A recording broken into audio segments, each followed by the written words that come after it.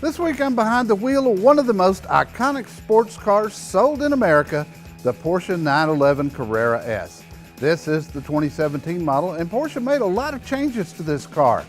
You'll see a good number of changes to the exterior with new headlights and taillights, new fenders and bumpers, but all of it was done in a very subtle manner without compromising the heritage looks of the 911. Perhaps the biggest change for 2017 is in the rear, which is where the engine is. For the first time, Porsche went from a naturally aspirated flat six-cylinder to a twin-turbo 3-liter 6.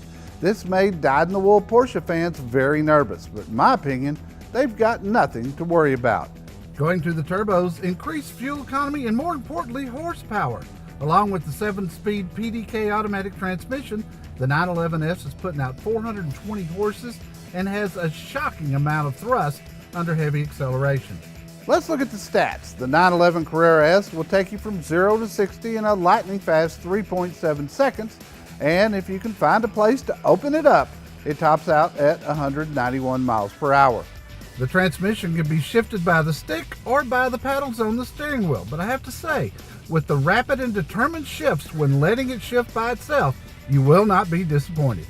This new Carrera S is beautiful on the outside with its wide stance, 20-inch wheels, and power rear spoiler. In the front, there are active air intake flaps that close when you're driving for aerodynamics, but will open if the engine needs assistance cooling. You won't find an engine compartment in the back. There is a pop-up cooling panel right behind the rear glass. The trunk is in the front and it's very deep but has limited cargo room.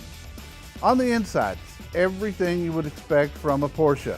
The red leather seating with carbon fiber trim looks terrific. When you sit down behind the wheel, there are so many buttons you feel like you're in the cockpit of a jet. The gauge cluster features a huge tachometer in the middle with a speedometer to the left and oil temperature gauge and oil pressure further to the left. To the right of the tach is a driver info center that you operate from a lever on the bottom right of the steering wheel. To the far right is the fuel gauge and engine temperature. All 5 gauges are easy to see and read. The center console is fairly good size with a USB port inside. The shifter feels comfortable, and to the left of the shifter is the active suspension management to change the suspension. Just under that, you can turn off the traction control, which is a bad idea. To the right of the shifter is a button to raise the spoiler. Next, you can turn the sport exhaust on. Under that, you can raise the suspension, and finally, my favorite button, the one that turns the start-stop system off. In front of the shifter is the air conditioner controls, heated and cooled seat buttons, and buttons to operate the 7-inch color touchscreen. You operate all the audio, navigation, and change the settings of the car to your liking. The system is simple to operate, and it does come with Apple CarPlay.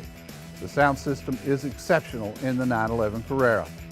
There's a round knob mounted on the lower right of the steering wheel that hit me as oddly placed, almost like an afterthought. It operates the dynamic chassis control, and by turning the knob, you can change the drive, ride, feel, and exhaust sound of the car. You can choose from normal, sport, sport plus, and then individual lets you tailor it to your liking. A couple things of note on the interior. First, the car has very little storage. There isn't even a place to put your cell phone.